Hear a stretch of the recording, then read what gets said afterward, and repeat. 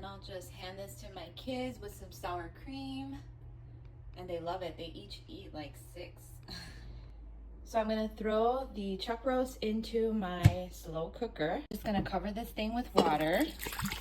Use adobo, chili powder, cumin, 2 bouillon cubes, crushed red pepper flakes, paprika, this onion powder, garlic powder, and then I'll use pepper and salt, and that's all. I'll put it in and show you what it looks like. Bouillon cubes.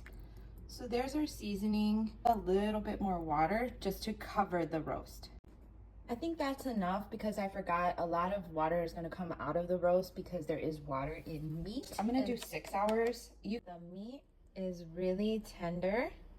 And then this is going to be the sauce. So I'm going to go ahead and shred up this roast. I'm going to take a few corn tortillas and put them in the microwave so they can get soft enough to fold.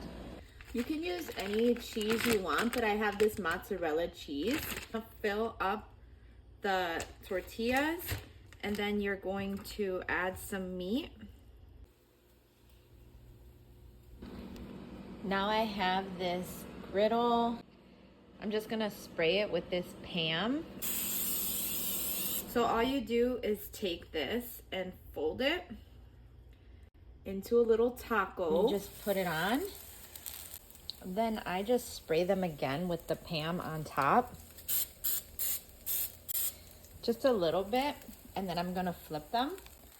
And there they are. You're just gonna keep cooking them. I usually just cook them when everybody asks for them. Like, I'll ask everyone if they're hungry, and then just make them a birria. I'll show you how I serve them.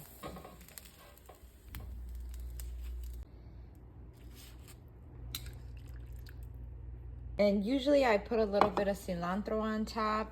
I don't have any cilantro today. Some parsley. This is just for fun. Put the parsley on top.